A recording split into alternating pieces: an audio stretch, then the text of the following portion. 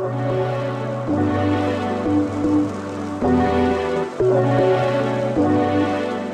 to FitPro Foundations, the podcast where you'll hear fitness professionals provide the ideas and the inspiration behind their success. My name is Karen Salenzi, and today it is my pleasure to introduce the one and only Duff Gibson. Duff is a world and Olympic champion in skeleton, founder of an innovative youth multi-sport program, and has published a book titled The Tao of Sport. Duff competed from 1999 to 2006, where he won gold in the Olympic men's skeleton race. Today, Duff is a paid speaker, coach, father, and captain with the Calgary Fire Department. His company, Dark Horse Athletic, aims to develop physical literacy and athleticism for kids, all while fostering an intrinsic love of sport. Duff, thank you so much for being on the show today. Well, thank you, Karen. I appreciate the one and only. That's what I've always been telling my wife, and it's nice to hear someone else say it every once in a while. So are you saying that she would approve of me bolstering your ego here, or? That she might say that that's been a problem in the past. I don't want to speak for her. So quick question before we begin, and this thought just popped into my mind. Back in university, our team would be running laps at the Olympic Oval, and I swear that I remember seeing you on the Zamboni, clearing off the ice for the speed skaters. You would always give me a little wave. Was that you? You are talking about a very specific moment in history, because I worked for the Oval. I worked at the Oval as an ice guy for a little bit, but driving a Zamboni requires a certain amount of expertise, of which I never met the threshold. So I attempted to drive the Zamboni. So if you do actually remember me driving a Zamboni, that would have literally been 1 or 2 days where they were attempting to train me, and I never went beyond that, if I'm being totally honest. You looked very happy. I remember you had a big grin. Maybe it was a little bit of fear in the eyes, but oh, that's funny. Yeah, the thought just popped into my head. I was like, was that Duff? But you were a speed skater as well, correct? Yeah, I can tell you exactly. Like, that's right when I moved to Calgary from 89 to 93 or 4. That was my athletic history was different than many people who, you take up swimming as a kid, you're good, and eventually you think, oh, I could make the Olympics, and you train. I had a different path. For me, it was, I watched the Olympics, the Montreal Olympics, when I was just 9 turning 10, and then thought, I don't care what sport it is, I'm going to go to the Olympics. I want to represent Canada. The whole goal was the Olympics and the idea of the Olympics. So I competed in 5 sports, of which speed skating was one, where I thought, this is it. Okay, I'm diving in totally, and it's going to take me to the Olympics. But it wasn't until I found skeleton eventually, which was the 5th one. And this has always been fascinating to me, that individuals are able to attempt many different styles of sports and excel in all of them. You won a gold medal in the Olympics. So you have obviously experienced wins and losses and disappointments and moments where you went beyond what you perhaps believed was possible. Tell us a little bit about your own journey. You started when you were speaking about watching the Olympics when you were just a child. What prompted you to continue going until you hit the point where you were ready to leave? Well, I was, by Olympic sport standards, an old man with my body falling apart when I was when it was time for me to leave. So it wasn't really an option. But by the same token, I was getting signals from my body and various injuries and level of energy and that sort of thing over the last couple of years of my career. So there wasn't, the fact that I went out on top made my retirement perfect as far as I'm concerned. But yeah, as I said before, I would say my mom and dad both were very athletic, both were very into sports. My mom, there was one year in my high school yearbook where my mom was in the yearbook more often than I was because she was a referee for basketball. And so she was in the yearbook in basketball pictures more times than I was as a student. And it began with a love of the game. You're young, the sun is shining, you should be outside. It was as simple as that. We'd play for hours, build skateboard ramps, hide and seek, whatever it was, baseball, hockey. And then I think another significant aspect of it was the fact that my father always instilled upon me that ultimately sport didn't matter. Who won the championship there this year? Your school soccer team, you were eliminated in the first round. Well, what if you won the whole city championships? Well, that'd be fun. But in the big picture, it doesn't really matter either way. That was something that was instilled in us from day one. And so that had repercussions. And I also, something else that was significant for me was I watched the Montreal Olympics, like I mentioned, and I had a teacher and volleyball coach in elementary school who was a referee at the Olympics. And he told us this story that just fueled my love and me being enamored with the whole idea of the Olympics. And he told us this story about a volleyball match at the 76 Olympics. And he wasn't the referee in the match, but he was at the scorer's table and saw it firsthand. And one of the two of the best teams in the world were, he didn't say maybe he did say who it was, but I don't remember if he did. But there were two of the best men's teams in the world. And the one guy spiked the ball, and the ball was very close to the line, but out. And the line judge called it in. And the guy who spiked it, this is Mr. Little, my elementary school volleyball coach, telling me this story, telling our team this story. And the guy who spiked it went to the ref and said respectfully, I'm sorry that it was called in, but it was out. It should be their ball. And then a player from the opposing team came up and said, no, I touched it. It should be your ball. And I don't know if he said it or not, but the implication was that the guy who said that he touched it hadn't. And both I'll never forget that story. And to me, that typifies what sport, in terms of a philosophy, that is almost the opposite of what you see so commonly today. And that was about sportsmanship and respect for the game and the opponent and officials. And to me, as a 10 or 11-year-old hearing that story, that blew me away. And I was, enamored with the Olympics, and I thought I need to be a part of that, and I don't care what sport it is.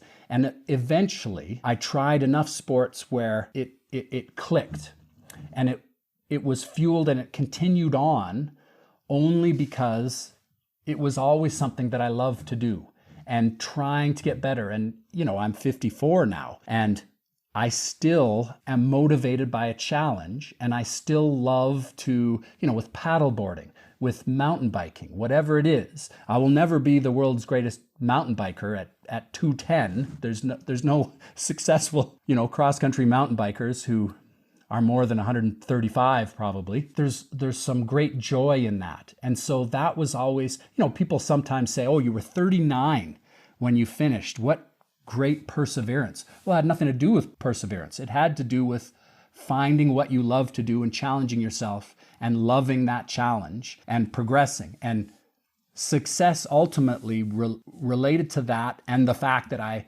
stumbled upon something that exactly suited what I was good at and didn't penalize me for my weaknesses, because it will always be nature and nurture. Eventually I found the one that matched both really well. I think that this completely explains your whole philosophy in Dark Horse. And I can say from firsthand experience, because I brought both of my kids to Dark Horse Athletic, was absolutely blown away with what the process was from start to finish, not only with the caliber of all of the coaches that you have there, but also with the overall attitude of joy and allowing kids to become leaders for a moment in time and providing recognition. My son, that first class where he got to lead the warm-up, and then at the end of class was recognized by all of the coaches and the kids, shaped him. Right. For never having been there before and still there's a sense of unknown, and he still volunteered to be a leader for the warm-up. And that's part of the process. That's part of the growth mindset. How do you foster a growth mindset? You reinforce dispositional characteristics like leadership, like teamwork, which you would be demonstrating if you offered to be a leader when the group is looking for leaders. It takes a little bit of courage, and for someone that age, especially on the first day. So that's how you foster a growth mindset, is you don't worry about who's number one, because they get that all day, every day.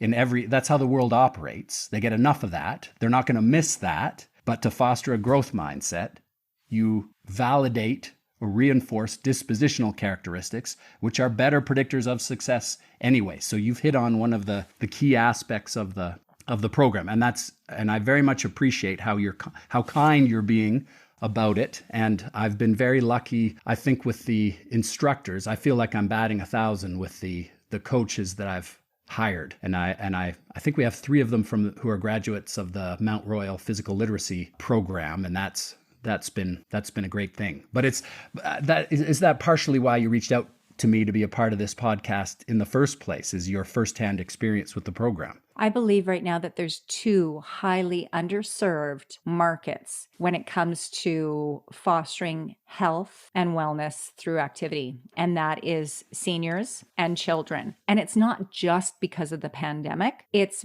where you've got coaches that are trying to live their dreams through the small little bodies that they are coaching. And that doesn't appeal to all children. It doesn't appeal to all families. And it certainly shouldn't be the way that youth sports are run. So when it comes to Dark Horse Athletic, broad overview, what is it that Dark Horse Athletic provides? Well, it is in very basic terms, it's a bunch of kids in a gymnasium with some coaches. And we do a variety of it kind of plays on the stereotype of what the attention span of a young person is these days. In other words, we keep moving, we keep changing it up. And it's on our website, we say it's about a love of physical activity. It's about physical literacy, meaning we change it up all the time. You're doing different things. There's no wrong answer. When the goal is physical literacy and fun, then you make sure to keep changing it up. And we do speed skating exercises, basketball, any kind of sport or physical activity, or even footwork patterns, any kind of training modality that you can do in a gym that doesn't require equipment that we don't have. That's physically what it is. And so it's about love of the game, physical literacy, and a growth mindset.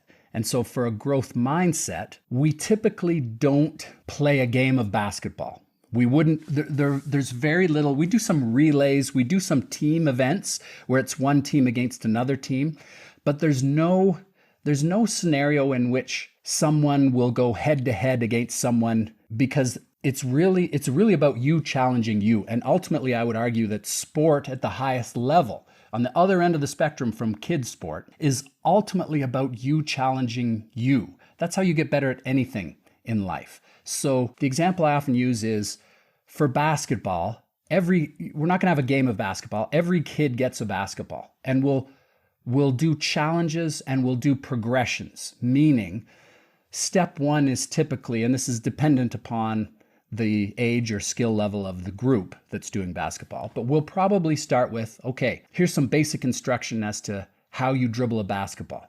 Here's your challenge number 1. Dribble this ball 50 times with your dominant hand, and if you can, keep your head up, and if that's not challenging enough, try not looking at it, like actually block your view of it. So that's level 1. Then level 2 is the same thing with the left hand. Then level 3 is sit down and stand up without stopping dribbling. And that becomes, doing that one specifically was the first time where I thought to myself, this is a beautiful thing, because you have a kid who's maybe played basketball for his school or in a club right beside someone who's never done it before, and they're trying to feel the basketball in their fingertips. So their brains are trying to complete the challenge, and they're trying to do something very specific. And the thought that, oh, I don't want to do this because I look stupid because I'm not as good as these other kids, doesn't cross their minds. And truly, that's a big component of the program, because how good you are when you're 8 or 10 or 12 or even 15 is no predictor at all of how good you could be if you set your mind to it. That, coupled with the fact that we're all suited for some things and not suited for other things, means the last thing I want is for a young person to miss out on the joy of sport, regardless of what that sport is, because they feel out of place or that they're not as good as someone else. Well, for an 8-year-old, that's irrelevant. And so I feel like we've hit on something really special in terms of structuring it so you're fostering a growth mindset and you're making who's number one, you're putting that on the back burner. And so how it's structured does that, as well as the fact that you, as you mentioned before, acknowledging Kai's leadership by volunteering to lead the warm-up, we're reinforcing things other than who's the best at something, because they get that all day, every day. So that's, in a nutshell, that's kind of what the program does. And as a result, kids, and we also have free time. And I think that's a big component of it too. You can run around a gym and do whatever you want. And the last missing piece, I would say, is that we have some great instructors who, some of which are kids themselves and inspire a lot of silliness and running around and playing for no reason other than it's fun. Seem to have hit on a very good combination, especially for kids like Kai, who have all the potential in the world, but maybe had a bad experience, or they have a brother who's really, really good immediately, and you feel like, oh, I'm not like him, and so you tend to step back. That's a totally natural reaction. And so I feel like we've created an environment that, if nothing else, inspires you to be active and healthy, and that this is actually fun and something you might want to do in your spare time, let alone at a program where you have to go somewhere to a gym at a specific time. So that's kind of Dark Horse in a nutshell. Well, and my experience personally, so I've got those two kids. They're 18 months apart. The older one is just a naturally gifted athlete who can pick up any type of a ball and knows what to do with it. And because they're 18 months apart, my boys are quite competitive with each other. And I vividly recall my younger son at one point saying, "But I'm not as good as JJ." And I said, "But how can you be? He's got a couple of years on you and you just like different things." And what was fascinating about our time together with you at Dark Horse was that both of them were in the same gym at the same time doing the exact same drills, and they both got something out of it. And I've never seen that happen before. Usually one child will be overly challenged or the other child will be understimulated, and that didn't occur with Dark Horse, which I found absolutely fascinating, how it could appeal to kids across a massive range of abilities and talents. Now, tell me a little bit more about the coaches. We were talking about this because I seem to recall that when I had my boys at Dark Horse, there were a number of budding Olympic athletes, was it? We have, over the years, we've had, here's the reality of getting really good people. The rest of the world knows they're really good people, so they end up getting hired in other places. Like, we've had a few teachers that, we're retired, we're in school. When the school was done, then I don't know if I'm going to get a job. Well, yes, I'll write a recommendation for you. And they were hired the next week. So we've lost, we had such great people, but great people move on. At the moment, we have a provincial level speed skater, a national B team skeleton athlete, a national team level before COVID hit. So we'll see what happens this summer, heptathlete, etc. So at the moment, just because things are shut down at the moment, I mean, we're planning on starting up again in September, but we've sort of there's a bit of a transition, but at the moment we only have 5 or 6 coaches, and no one's really working at the moment because of COVID. But we've had some great athletes. We've had some, one of kids' favorite coaches is typically Ethan, and Ethan played basketball for his college briefly, a decade ago, and I think when he's not there for a few nights in a row, kids say, "Where's Ethan?" And they're quite put out that Ethan's not there. And it's not because he's some famous athlete. It's because he's a big kid and a lot of fun. And, the high fives at the end of the session, typically Ethan will go around giving high fives, and the kids will say, "Put your hand higher." He's 6'1" or 2 or something. And it's "Put your hand higher, put your hand higher." And it becomes a contest of who can jump the highest to give Ethan a high five. And I really get the feeling that Ethan would do that for 2 hours if you let him. Like, that's just the kind of person that's fun for him, is just being silly and fooling around. And then he wants to try and high five something like a backboard to see how high he can get. That's doing what you love to do and being authentic, being your authentic self. And the kids, maybe more than adults, the kids see that and appreciate that and are drawn to that. So yeah, we've had a number of great coaches, and some of them are budding athletes and some of them are not, but they're all people who love to be active and have an enthusiasm for sport and physical activity. I think that's a really powerful point, because what you've done is you've just explained the fitness industry. Because in the fitness industry, when you're looking at personal trainers or group fitness instructors, or even, let's say, even facilities themselves, you've got the individual who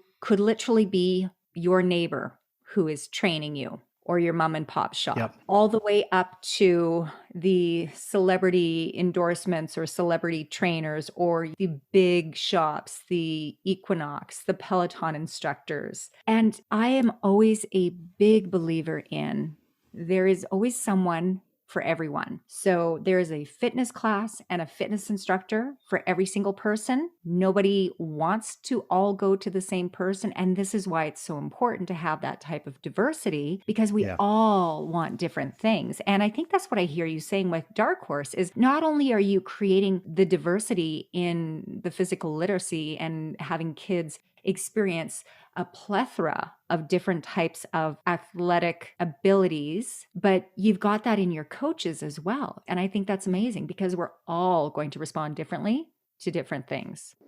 This episode of the Fit Pro Foundations podcast is brought to you by Time to Train Fitness, your home for live and on-demand virtual fitness classes for every level of fitness. Work out with amazing certified instructors that want you to push through any barriers. At Time to Train Fitness, you'll find quality workouts across 6 class formats, including indoor cycling, HIIT, bar, yoga, strength training, and dance cardio. Stream brand new classes live every week, or choose from over 400 classes available anytime, on demand. Use the code in the description to view all the membership options and to start a free 5-day trial. Get ready to press play on your next workout. And what are the ages that Dark Horse Athletic runs for? Well, we say 7 to 12, but we've had kids as young as 5. If they're ready, if they can sit and listen for a few seconds before we run out and get started in whatever it is we're doing, then we've had kids as young as 5. We've had kids as old as 14, but the bulk of it is between 7 and 12, and the 13 and 14-year-olds we've had have been kids who've been in the program who come with their friends, because the majority, you'll have 25 or 30 kids running around the gym, and the majority of them will be, let's say the mean age is 10. So if you're 14 and everyone's younger than you might feel out of place unless you're coming with your pals. So that's, in terms of, that's probably the most long-winded answer you've got for what's the answer to this question? Well, Here, I'll talk for 5 minutes about the age range. It's 7 to 12-ish, but it sort of ties back to what you were saying before, in the sense that your 2 kids are of different ability levels, and yet they got something out of doing exactly the same thing. And I look at, part of what we try and provide in the program is we'll do low walks, which is what a speed skater would do for part of their training. And we'll do the ABCs, which is what a track athlete would do to build the technical aspect of correct running technique. And for an A skip or your ABCs drills, we've taught kids as young as 6 and 7 how to do those very well. It's also what Usain Bolt would do to prepare for a race. So there are aspects, we labored a lot at the beginning of designing the program. How are you going to change, the ability levels, and how are you going to cater to the different ages if you have a younger group and an older group? And ultimately what we figured out was you want the kids, if there is a little sibling who wants to go with the older sibling, that's fine. Go in the group with your friends where you're most comfortable, where you'll have the most fun, because that's more relevant than the skill that you're doing. Because every skill, you can ramp it up or dumb it down based on the individual. And there are skills like doing an A skip that the most elite athlete in the world will do, and you can teach a 6-year-old to do. So there's huge, I assumed that there would be you'd have to cater very much, but what we found was a lot of the things are very adaptable to the individual. You can do right on the fly, and it's more important that they enjoy themselves and be with their friends and have fun. So we thought of that first. I love it. I absolutely agree with everything that you're saying here. Have you ever thought about franchising this? Is that something that you see as a possibility in the future? Yes. As a matter of fact, we've gone through all the legal stuff and the contract developing, and I'm just waiting. We were sort of at a point where we started at the program that you went to at Weber Academy was the first program. It's the main program. And we have expanded to 3 other locations when COVID hit and basically shut down the whole thing. And so in terms of a business plan, we're going to try and get back to where we were. We'll have to start slowly because a lot of our clientele was siblings of people who are already in the program or teammates of people who are already in the program. So because it's been a year and 3 quarters, we'll be starting from scratch a little bit, and that's going to take a little bit of time. But I always thought this is definitely something that you could franchise. And so we have taken steps, and that's definitely something that I'm planning on doing in the future, because we've been very intentional and very specific about what the program is and the format of it and the structure of it and why it is like that. So I think it's something that you could franchise and that you could market. And I've come to the conclusion that it would be in our, I'm at the point in my life, and I know from listening to you that you would be right in line with this philosophy. It's more important to have an impact. At this point, that's my greatest dream. So instead of, what's the other? Sport ball. Did your kids ever do sport ball when they were young? They did. I forgot about sport ball, but now that you say that, we've got hats from right? Sport ball. So yeah, they did. Well, sport ball is kind of a model that I have looked at for Dark Horse moving forward. And our kids, or our youngest, did sport ball. I don't think our oldest did, but sport ball, I think, is fantastic for kids slightly younger. That's how I think of it anyway. I think they have programs that run into Dark Horse ages, but their sport ball is primarily for, kindergarten and pre-kindergarten-ish ages, which is younger than Dark Horse. And so I've looked at that as a model, and I've thought to myself, if you go online and what their franchises, they have a franchise system. And if you look at what their costs are and so on, I think I'm of the mindset that I would rather it be very defined and very specific, and you have to be protective of the brand and very clear as to what the brand is and what the goals are and so on. It has to be love of the game, growth mindset, physical literacy. But I want to make it much more accessible. So it won't be a multi-million-dollar thing on our end. it'll be a growth thing. And I see it as being, for Dark Horse, when I described how I watched my youngest playing hockey and thought people are missing the point of why kids get into sport, I'm going to create Dark Horse. Well, part 2 of that was going into schools and being invited into schools and realizing that in Alberta, we don't have phys ed teachers in elementary school. Now, we have some great people who go above and beyond and provide a wonderful program, but you also have the reality that the same person who's in charge of math and spelling and, every subject is also in charge of phys ed. And all too often that means you throw a ball in the middle of a bunch of kids and say, go play soccer. I'm going to take a mental break for a second, when physical literacy and your health for the rest of your adult life is greatly impact on what happens before age 12. And the research that I came across said that if you don't pick up a volleyball, as a random example, by age 12, the chances of you doing that after the fact, after age 12, are almost zero. So physical education for kids 12 and under is critically important, has ramifications for the rest of their lives.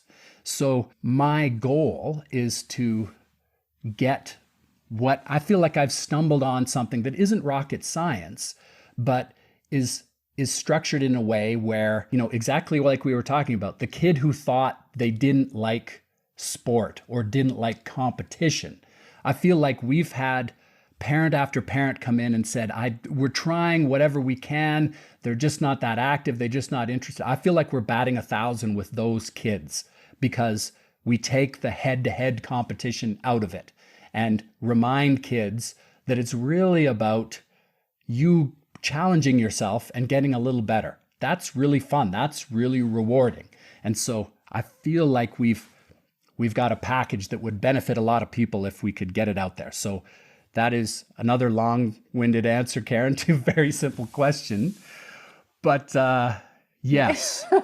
Another way I could have answered that question was yes. I love it though, because you couldn't see me. As soon as you were talking about physical education in schools and the teachers just throwing a soccer ball down in the middle of the field to take a mental break, I was like, yes, this is what happens. And I'm not blaming anyone, but that's exactly the experience that the kids have. And you immediately see the kids that want to play or that feel confident or that are competitive, yes, jump right in, and you have about half the class just standing on the peripheral, afraid to step in. And right. Yes, you've just described elementary phys ed. And I think that I absolutely agree that the program, Dark Horse Athletic, I think that it should be franchised. And I see your reason for doing it's coming from a very altruistic place where you just want the betterment of kids' health and confidence, and maybe even to grow a little bit of that competitive drive. But there's different ways of growing that competitive drive. And I think that we both have seen situations where parents might be doing it wrong. Now, you've talked about the growth mindset a couple of times, and I'd love for you to dig in a little bit deeper with why you feel that a growth mindset is so important. Well, it's tying it back to Dark Horse again. My experience is if I have a group of 7 to 12-year-olds and I say, who here knows what a growth mindset is or a fixed mindset, every kid puts up their hand. So in other words, and I've said the same thing, I've gone to various teacher conferences.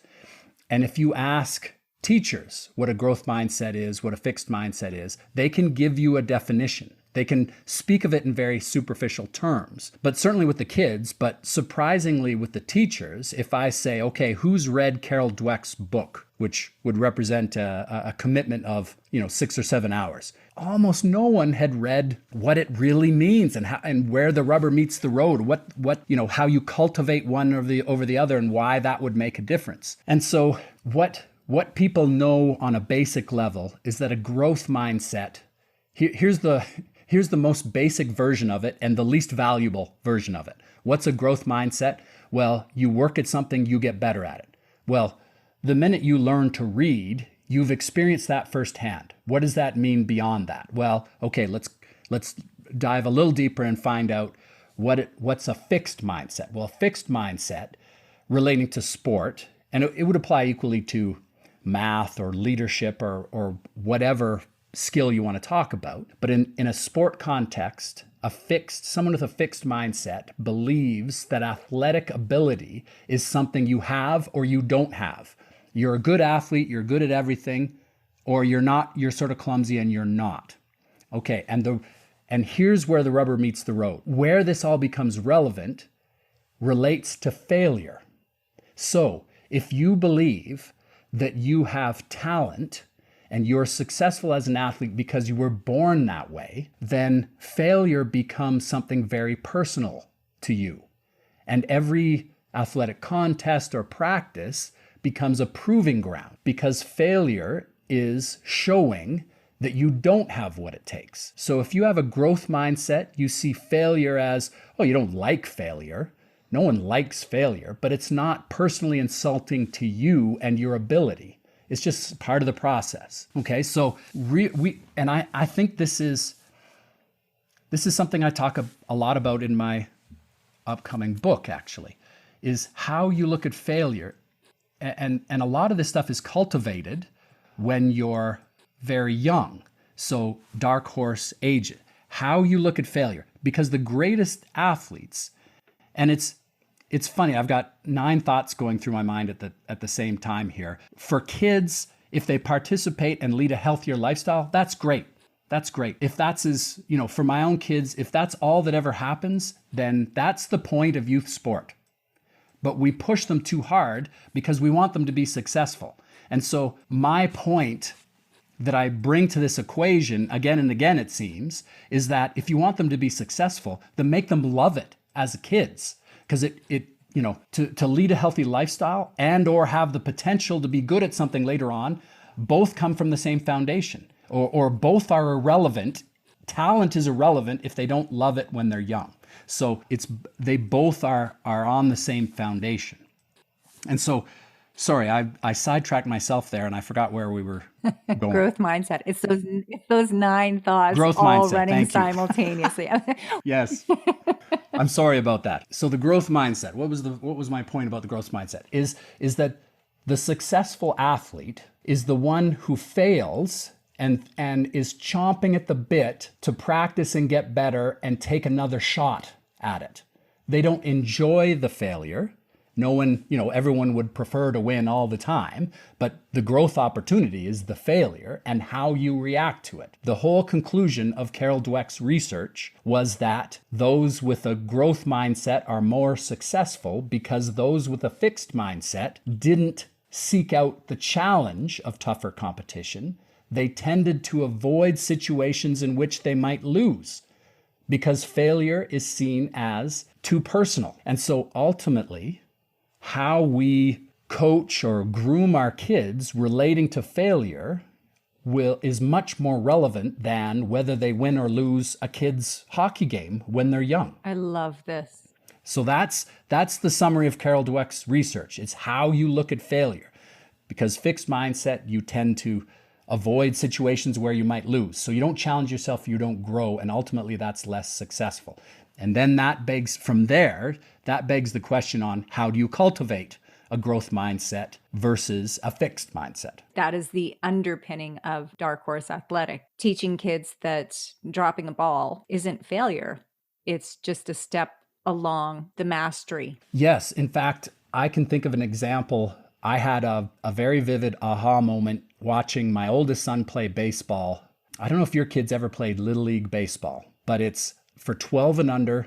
You have no leadoffs, like the pitcher's mound is a certain distance away. The bases are a certain distance apart. For whatever reason, there's no leadoffs. So I'm thinking of one specific day where the best player for my son's team was playing catcher. And the same thing happened with our team, the catcher on our team, and the catcher on the other team in the same game, which is why it probably struck me what was going on here. But in Little League, there are no leadoffs. until the pitch crosses the plate. And the coaches teach the kids that every single time when the pitch crosses the plate, you take 3 or 4 steps, because if it's a hit, you just keep running to the next base. If the ball is in the dirt and it gets past the catcher, you're in a good position to steal a base. So out of habit, they're taught every time the ball crosses the plate, you take a lead off of 2 or 3 steps. And typically what happens is that just happens again and again. And someone takes a lead off and then they walk back to first. And they take a lead off and they walk back to first. And if someone's a little too casual about it, and you have a good player playing catcher, sometimes they can throw down to first place, down to first base and tag the runner before they get back and pick off the runner at first. And on this occasion, the catcher tried to do that, and I don't remember if it was a bad throw or if the first baseman wasn't paying attention, but the ball went into right field. And it's Little League, right? It's kids. So the right fielder's not paying attention either. Base runner who's on first, before the ball gets back to the infield, that base runner's on third now. And that play happened exactly the same way with the other team in the same game. And the reaction to it was exactly the same from the coach, from 2 coaches and 2 parents in 2 examples. So each time the coach and the parent said exactly the same thing. And if you've watched Little League, if you've had a kid in Little League, this might sound familiar to you. They say, just focus on the batter. In other words, don't try that. Don't do that. Well, what possible justification would you have for discouraging a team from trying a skill that's inherent in the sport of baseball? And in this case in particular, it was a kid's regular season house league game where, to my recollection, everyone makes the playoffs anyway. Why would you tell a kid not to do that?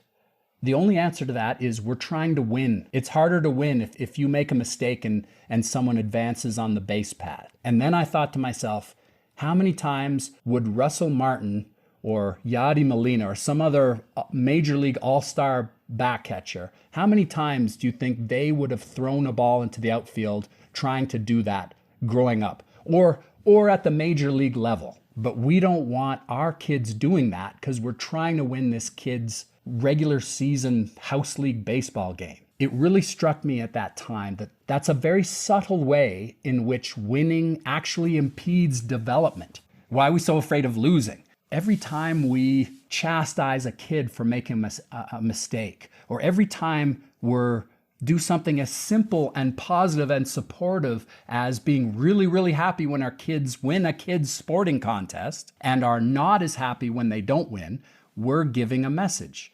And the message is winning is important. And the problem with that is just that it impedes development, as with the example I just gave you. And it teaches kids that winning is really important. And that contradicts why a kid does it in the first place, which is fun. And when kids quit, and they quit in huge numbers, the number that is typically thrown around is North America wide, 70% of kids quit by age 13. Mostly why they quit is because it becomes too much about wins and losses. And it's something I do for fun, and it's no longer fun anymore because I got a coach and a parent yelling at me when I'm trying to pick off a runner at first, and the first baseman wasn't paying attention. So I got in trouble when I'm playing something that's used to be for fun. That's kind of how it happens. And I think in Dark Horse, again, I'm all for competition. I'm all for youth sport, but Dark Horse is a break from that.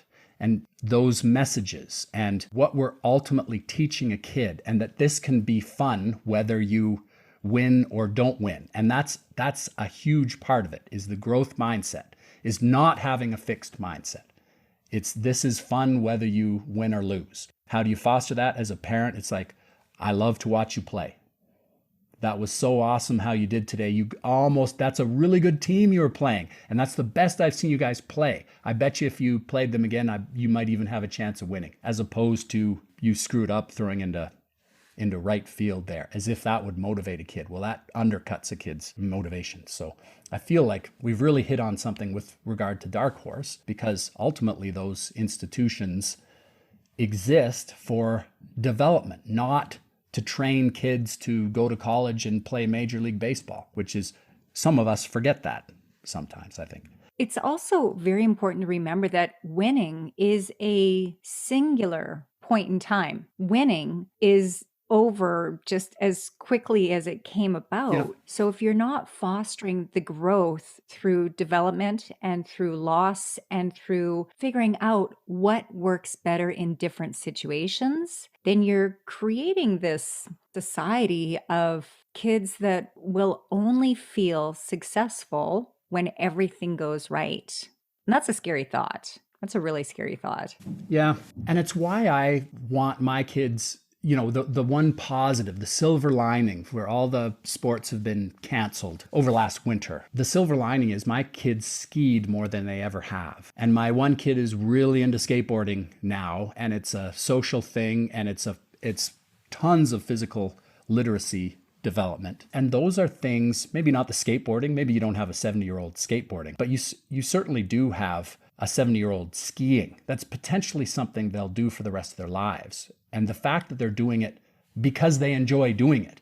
And there's no, you can compete in skiing, obviously. There's most of the joy that you get from skiing is not who's the fastest down the hill. And it kind of reminds me, it makes me worried for my kids, or you could say society in general, like you were just alluding to, that when I was a kid, we'd play street hockey for hours, never kept score until someone with a net had to leave. And then we gave the first thought to the score and we said the next goal wins. That's the only time we cared about it. In other words, we did it for hours, and it wasn't about who was the best. It was about the challenge. It was about the competition. It was about running around and pretending that we were our hockey heroes. And, every goal was Game 7 overtime in the Stanley Cup Finals, because that was part of the fun. And you see that so much less these days. It's a uniform and a coach telling you what you're doing right and wrong. And that misses something, that loses something. And there will be long-term implications, I believe, for that. It is frightening, the number of kids that drop out of sports around that age of 12, 13, 14. It's a very distinct line that's drawn in the sand. Do you continue on? And the only kids that continue on are the ones that are absolutely driven or that are still in love with the game. This makes me so happy to hear you say this, because I think that some people believe that Olympic athletes or professional athletes or even athletes at the top of their game, no matter, what tier or sport or however it's recognized, I think that people always see them as being very driven. But what I hear you saying is, yes, you were driven. Obviously, you would have had to have been driven, but that wasn't your primary driver. You enjoyed learning how to get better, not for the purpose of necessarily winning, but for the purpose of the experience. And this makes me really happy to hear. Because I think that a lot of people on their own fitness and wellness journey can relate to that. It gives me hope that there are others like you that can positively impact and shape the experience of health, wellness, and love of sport, not only for children, but also for those adults that never had the opportunity to do it when they were young themselves. Because there are a lot of adults that don't know how to ride a bike. Yeah. There are a lot of adults that don't know how to ski. There are a lot of adults that have never even run a 5K race because it wasn't part of what they knew growing up. And you are changing the world. You literally are changing the world. Well, thank you, Karen. That's very nice of you. But what I'm thinking of when you're talking is that ties back to how we all are more motivated. There's a trainer out there for everyone. If you've never run a 5K in your life, and that's something that would take you weeks and weeks to build up to, that's a pretty exciting goal. But do you want an Olympic runner teaching you how to do that? That's the last thing that I would want. I would want someone who's a little closer to me. And I do mean that literally.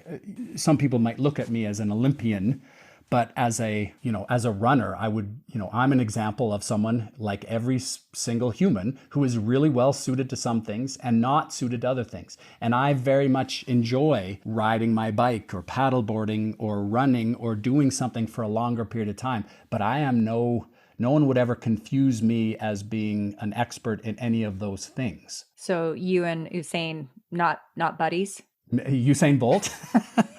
Yeah, you guys aren't hanging out. I would love, I love that guy. He's, to me, he's the, so I just in case he hears this, When he listens to my podcast. please feel free to reach out, because he typifies something for me, which is the difference between confidence and arrogance. And, he does the Superman pose or the dab kind of a thing when he finishes the race, but he also hugs someone else. It's always, look at how amazing I am, but it's never to the expense of someone else. Like that, to me, that's a very important distinction. He's never been about you suck. He's always been about, thank you, my adoring fans, here's my pose, which is frankly, is kind of a persona that I have taken into Dark Horse a little bit, because it's very inspiring to other people to be surrounded by someone like myself who will walk, do a dab and be all Mr. Cocky, and then you beat me in something that you're better at me at, and I pretend I'm really upset and I can't believe you've beaten me. Well, that teaches you something. You got to give it a shot to see what you're capable of. You know what I'm trying to say? Am I describing myself as a jackass here? I don't mean to. I don't mean to do that. It's a persona. No, because I have seen you in the gym with kids doing exactly that. Yeah, that's what I would say I enjoy the most about Dark Horse. And everyone has their own style or their own gimmick, and it has to be you. You can't take my style, and I could never be an Ahmed, and Ahmed could never be an Ethan or a Jessica or a Tamara. But mine was, I have a challenge, but you probably won't be able to do it. Oh, okay, tell me, what is it? Well, you probably won't do it. You probably can't do it as well as me. I went to the Olympics, and then they do it. And then I'm humiliated by it. And they love it. They love it. It's just being silly. And if they laugh and I have to be the clown and they enjoy it and want to come back, then it worked. You're giving me flashbacks of Train the Trainer Day. At the gym, members would bring in contributions or donations to the food bank. And if they brought in a certain amount, they got to then train their trainer. Which involved correcting the trainer and... No, which involved a lot of burpees. Always burpees. Oh. Yeah, like always burpees. Oh, I see. Oh, yeah. No, like physically training us. Like, get down and give me 300 push-ups. It was not our favorite day of the year, let's put it that way. But clients loved it. Members loved it.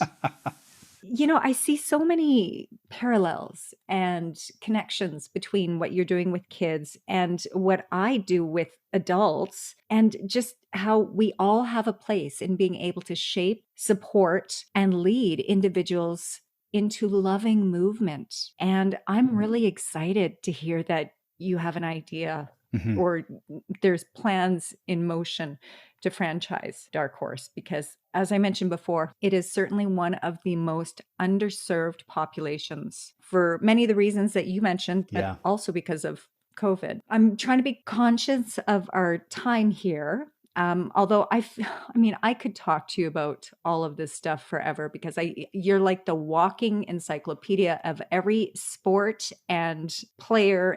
And well, you've heard my introduction in Dark Horse, right? I don't remember that. It's where I say, okay, I did skeleton, and that was my main sport as a grown-up, but I'll give 3 people a chance to guess a sport I've never done before. That's how I introduce myself to new kids. And there are a few examples out there. I've never figure skated. I've never done, someone said modern pentathlon, and I thought, yep, that's correct. I've never done modern pentathlon.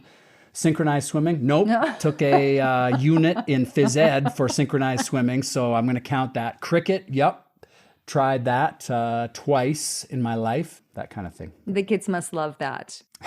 Well, the kids who've been there before all have their hands up because they know the ones that I've never done before. But so before we wrap this up, is there a final piece of advice that you can provide to other fitness professionals that are looking to make a difference? What's that secret sauce? Well, the secret sauce is not really a secret. And in fact, it's a bit of a cliche, but it's I feel like my athletic career certainly validates that it has to be something that you love to do. And because enthusiasm is infectious, you can read through it if someone's faking it. It's when I won a gold medal at age 39, like I said before, people say, what an incredible story of perseverance. It had nothing to do with perseverance. I was enjoying what I did every single day. A love of what you do, being great at something.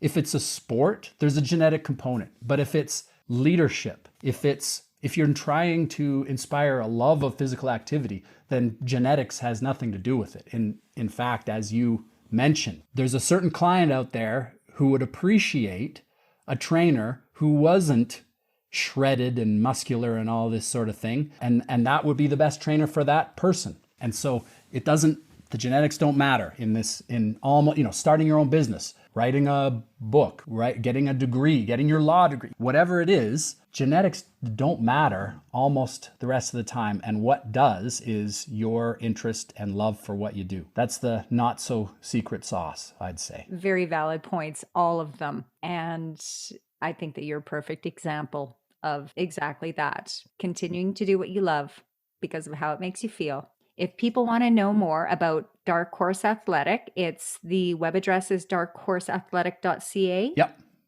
exactly. Excellent. I'll put that in the show notes. And if people are interested in doing a pre-order on your book. Yes, thank you for bringing that up. I had forgotten about that. Our launch date, we haven't nailed down a date, but it'll be the 15th or 16th of July. It'll be the middle of next month. It will be available through Amazon, Kindle, Kobo, all of the usual things. You can do print on demand through Amazon, anything that you can do online, any of the traditional. In fact, I've recorded the audio version of it. I'm not sure if that'll be ready by mid next month, but certainly an ebook or a print on demand. Your usual suspects, Amazon, Kindle, Kobo, those Apple books, those ones, it'll all be available. The Tao of Sport. Excellent. Love it. I can't wait. So I certify group fitness instructors and personal trainers through CanFit Pro. They come to my workshops. We spend a very intensive, immersive 3 days together. And one of the things that I do is I always have a prize for a certain section of one of the classes. And I think that I would like to have your book to give away in my next few ones. So I'm certainly going to put in a pre-order. And when you're ready to franchise Dark Horse Athletic, where should people reach out? Because I think that you will have people that are interested in doing this. Well, I'm sure that we would do that through darkhorseathletic.ca.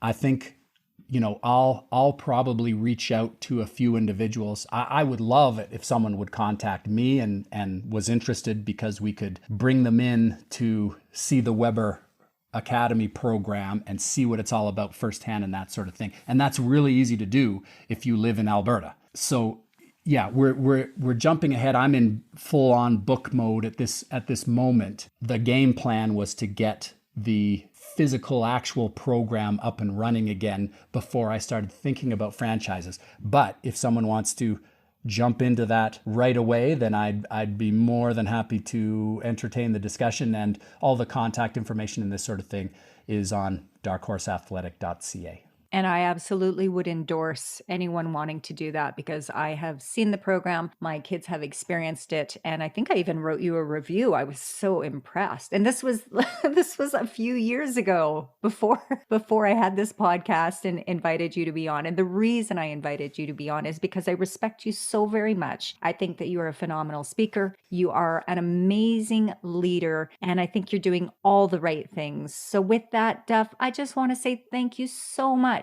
for being on the show today. I wish you all the best of luck, and we're about to open back up for in-live person classes. So I assume you're going to be very busy with that once the province allows us to move forward, and just keep doing what you're doing, because you're the type of person that makes a significant difference in the world. Well, Karen, that's so kind of you. And as you were saying, we could have talked for a couple hours without noticing the time, like-minded individuals often do. And I know from watching your podcast and speaking to you and hearing, just seeing what you share through your social media. I know you're very passionate and are following your love as well. So I know you and I are on similar paths in that regard. So thank you very much for the invitation. It was a pleasure to speak with you today.